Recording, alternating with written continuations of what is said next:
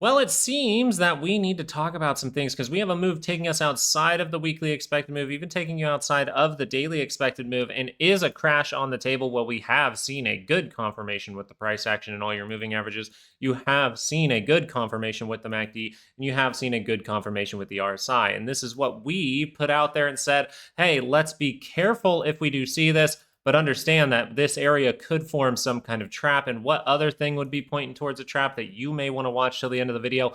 Volatility, you would expect to be popping off a little bit with a sell-off like we saw right in here. But it seems volatility does have some indecision and some interesting signals to go over. So make sure you stick with us throughout this entire video. We're going to talk about the daily chart for a moment here. Then we're going to get into those shorter time frames to get you updated daily expected moves. Let's get into it.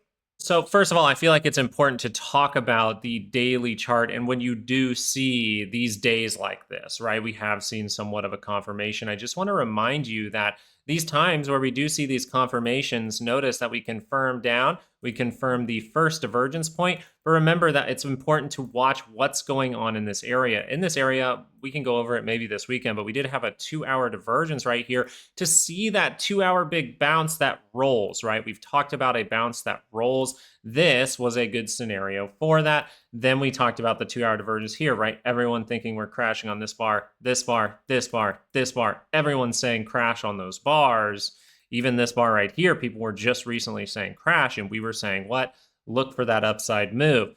Now we're saying what? Well, we're still seeing that we haven't seen the hint that says this is going to roll. So yes, a crash signal here has confirmed.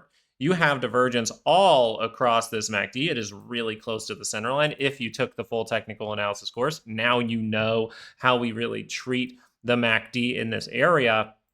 And then you also see that the RSI confirmed. So what did I say in my last video? It's going to look really bad. It's going to look like we are crashing down. It's going to be a good confirmation for that crash signal being a closing bar beneath the moving averages. We have that. A closure with this cross down really close to the center line.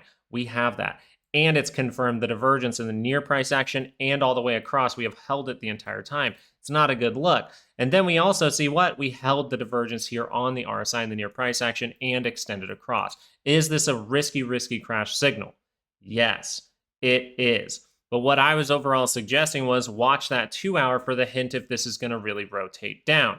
I'm not saying this isn't a good confirmation for a crash. I'm saying let's do exactly what we did here. Let's do exactly what we did here. Let's do exactly what we did right here. Let's do exactly what we did here and still pay attention to the bullish case because this market most of the time goes up. This means I am paying attention. If I took some kind of crash bet, I am paying attention to what? If that would go wrong. What would that be going wrong with the daily signal according to the full technical analysis course where I teach you how to actively manage trades using confirmations? If I was in a bearish trade right now and the 2-hour chart was able to curl up, where is the 2-hour? I am overall just helping people out a lot in case something goes against you, right? We talk about this in the course. We actually call it how to not get screwed.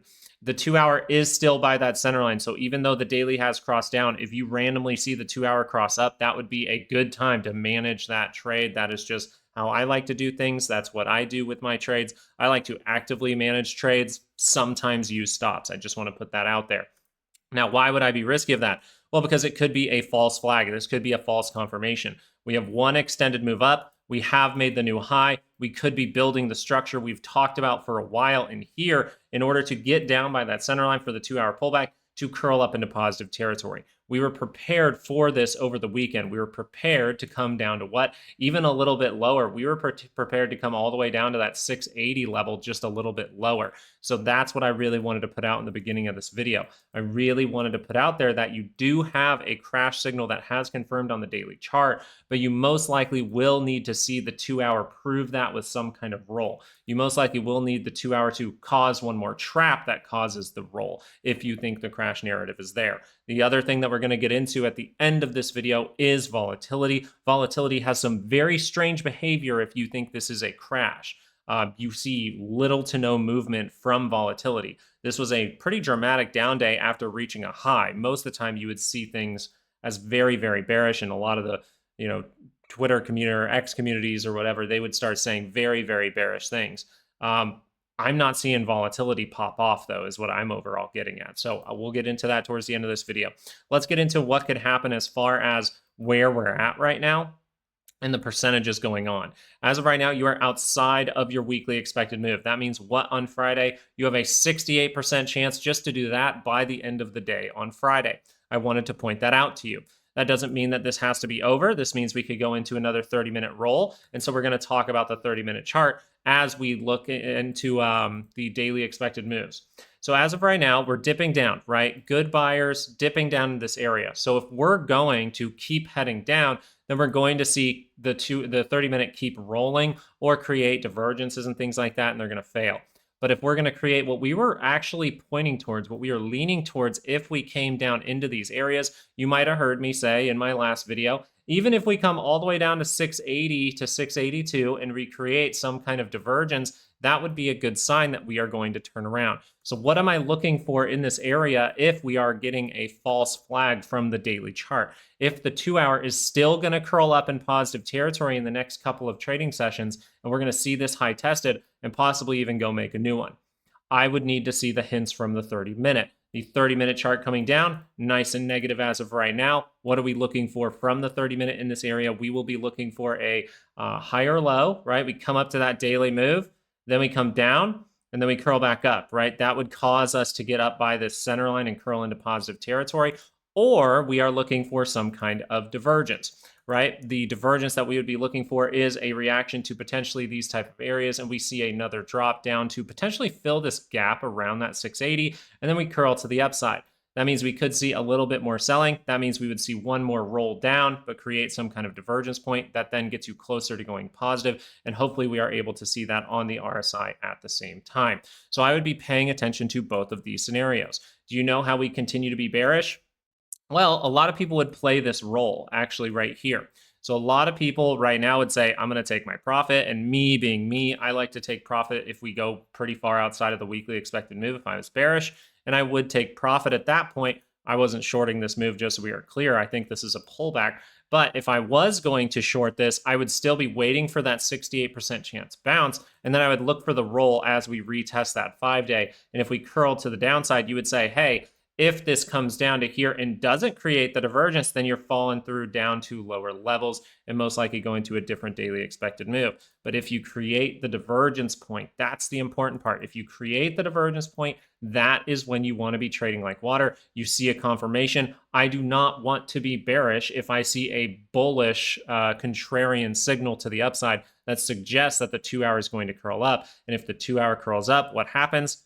The daily might be a false flag. So I wanted to walk through all of this pretty diligently today, and it overall goes like this. How I overall am seeing it is if scenario 1 of a higher low pops up, then I don't want to be bearish. If scenario number 2 of a roll that looks like this at all, and I want to be bearish, I need to be able to switch if I create a divergence point or higher low. So scenario number 2 would be a divergence point, and scenario number 3 would still be the little bit less probable one in my book, and that would be that we are going to see this drop even further, then we are going to see the 2-hour roll up, and then we are going to see it plummet. So scenario 1 and 2 are what I'm really watching for. If scenario 3 pops up, then all I have to do is sit back and not buy anything and wait for that 2-hour roll right over here.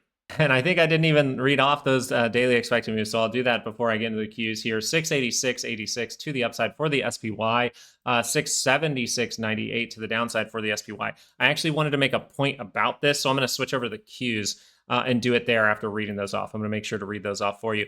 Qs outside of its weekly, so daily expected moves for tomorrow, 619.31 to the upside, 609.31 to the downside. This range might look massive to you.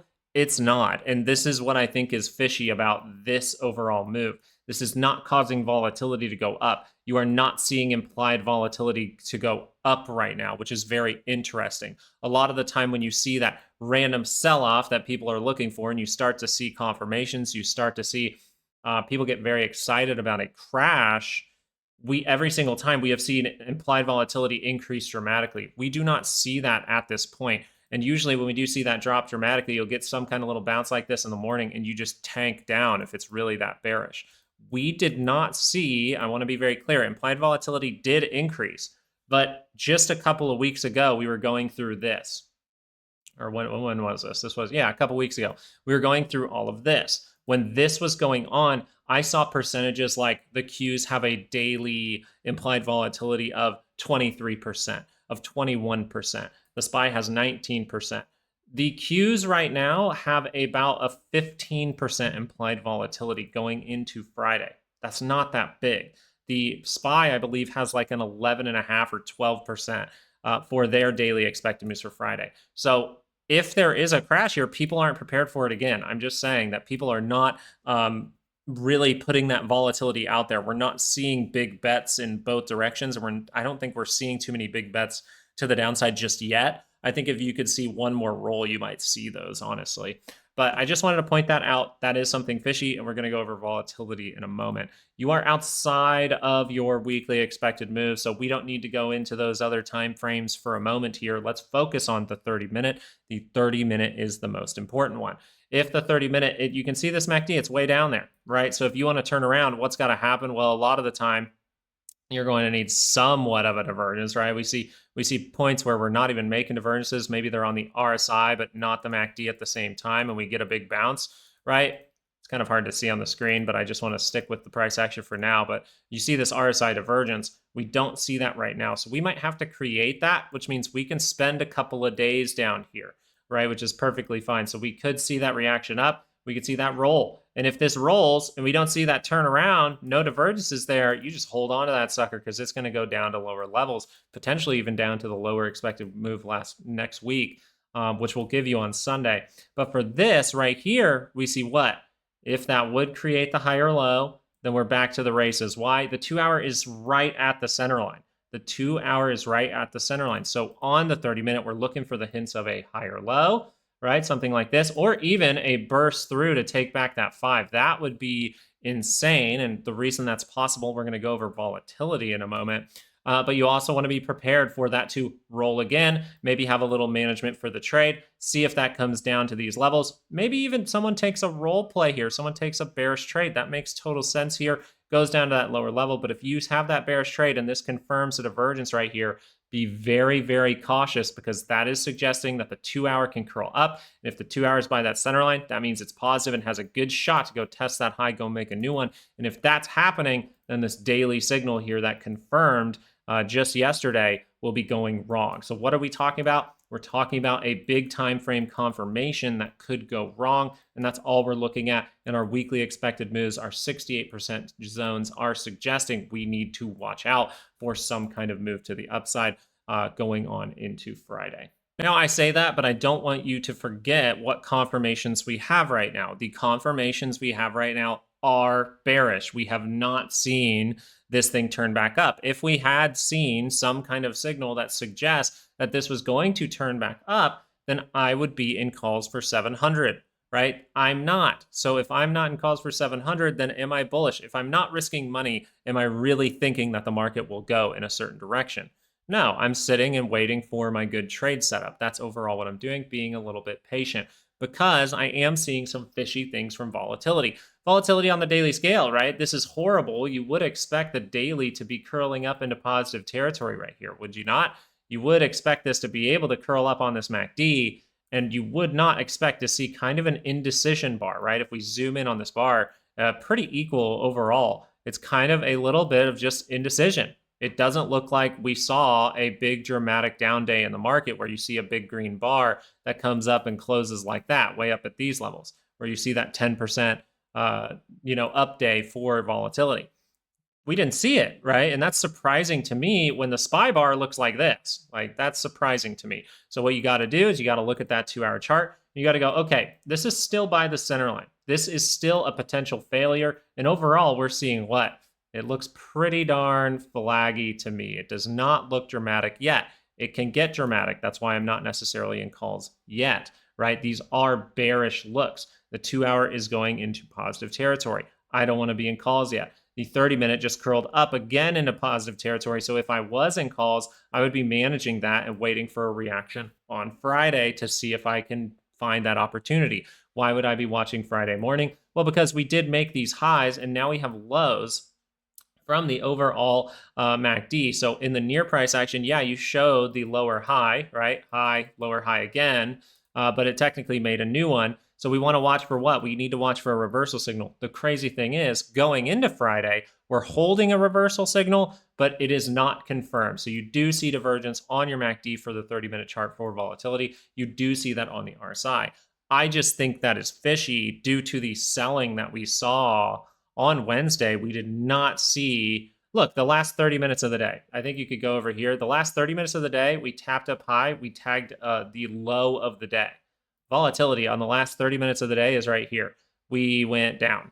So I'm not necessarily convinced that this is some kind of dramatic volatility moment yet. I can be convinced, but I'd most likely need to see some kind of 2-hour roll or just more selling in tomorrow. I know to look for that 2-hour roll at this point. So what are we looking for from volatility? Volatility, this is a reaction signal. This means you have a 30-minute divergence where if that were to confirm to the downside, you are close to that center line, meaning the 2-hour would rotate down, meaning that what? If all these things were to take place, which is something I'm kind of leaning towards at this point, then the daily signal for the SPY would fail. This daily signal right here would fail. These are the exact same things we did right here. These are the exact same things we did here outside of a monthly expected move. Even though we cut out that low, we did it here. We did it right here, looking for those divergences at key moments. You're outside of a weekly move going into Friday. You can see continued selling, but we're going to do our job in the shorter time frames to make sure that this is selling off. Why? Because most of the time the market goes up. So most of the time the market goes up, we want to be paying attention.